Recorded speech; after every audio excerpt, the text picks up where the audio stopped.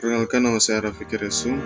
Saya dari kelas MP41 ingin menjelaskan tentang kasus kejatuhan Silicon Valley Bank. Sebelum itu saya akan menjelaskan sedikit tentang Silicon Valley Bank.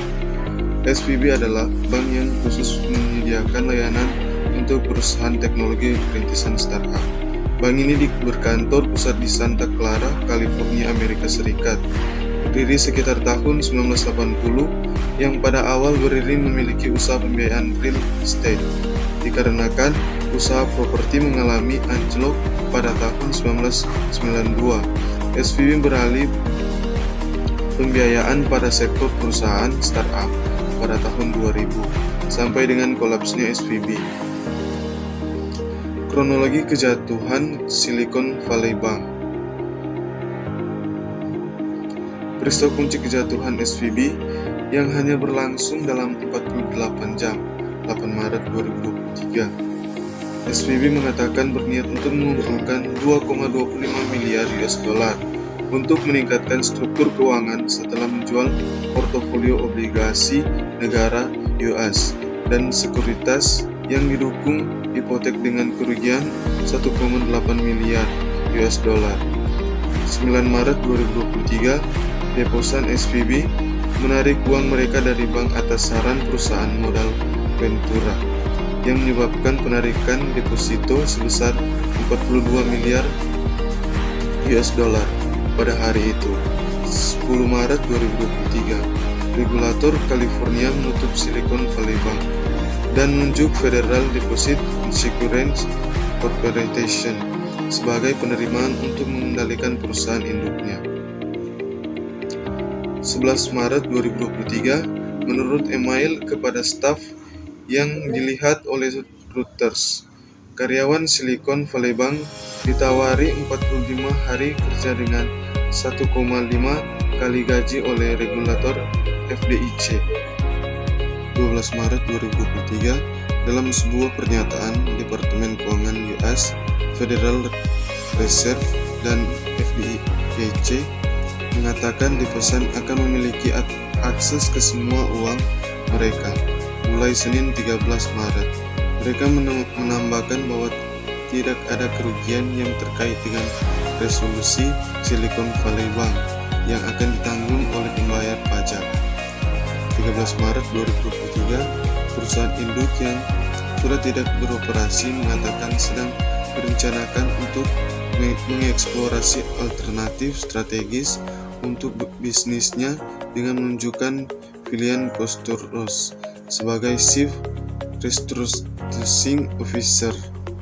Presiden Joe Biden berjanji akan mengambil tindakan untuk memastikan keamanan sistem perbankan US.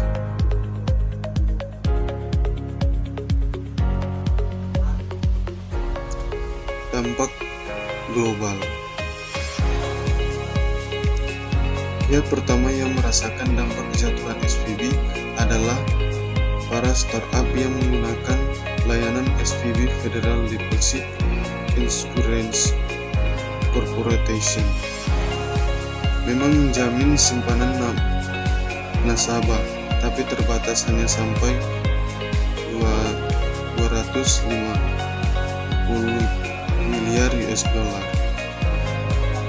Sementara banyak startup yang membutuhkan dana lebih dari 250 US dollar untuk biaya operasional, terutama payroll. Hal ini menimbulkan kekhawatiran startup tidak mampu membayar gaji karyawan. Akibatnya, ada kemungkinan akan kembali terjadi gelombang PHK massal akibat startup tidak memiliki dana untuk menggaji karyawan. Selain itu, aliran dana yang terganggu juga bisa berpengaruh terhadap operasional perusahaan secara keseluruhan. Di level global, dampak dari kejatuhan Silicon Valley Bank juga dirasakan secara langsung oleh startup dari India dan Tiongkok. Banyak startup India yang didanai oleh venture capital yang menggunakan layanan SVB. Banyak juga startup India yang menyimpan dana operasional mereka di SVB. kepanikan juga dirasakan di Tiongkok, dengan banyak venture capital dan investor yang menggunakan layanan SVB. Dengan demikian, banyak startup Tiongkok yang melayani dampak secara langsung. Meski demikian, rekanan lokal SVB di Tiongkok, Shanghai Pudong Development Bank, mengimbau nasabahnya untuk tetap tenang dan tidak panik dengan berita yang terjadi di Amerika. Dampak di Indonesia.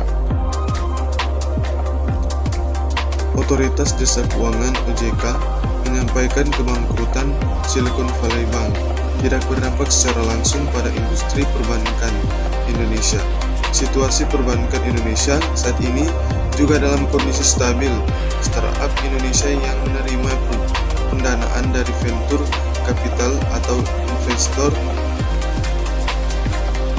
yang berbasis di Amerika juga relatif sedikit, sehingga dampak kolapsnya SVB terhadap industri startup Indonesia terbilang minim.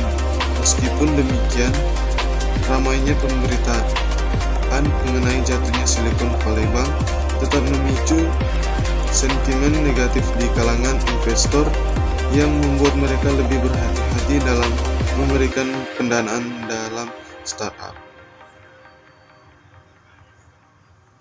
Dari kasus SVB, kita belajar: 1. Diversifikasi aset ke berbagai instrumen.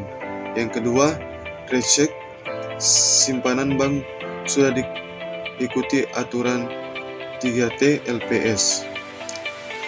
Yang pertama, tercatat dalam pembukuan bank.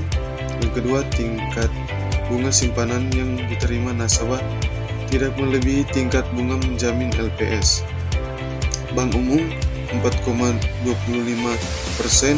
BPR 6,75%. IPR Maret 2023. Nomor 3, tidak melakukan tindakan yang merugikan bank, misalnya memiliki kredit macet. Demikian hasil presentasi saya. Apabila ada kata-kata yang tidak jelas, mohon dimaafkan. Terima kasih.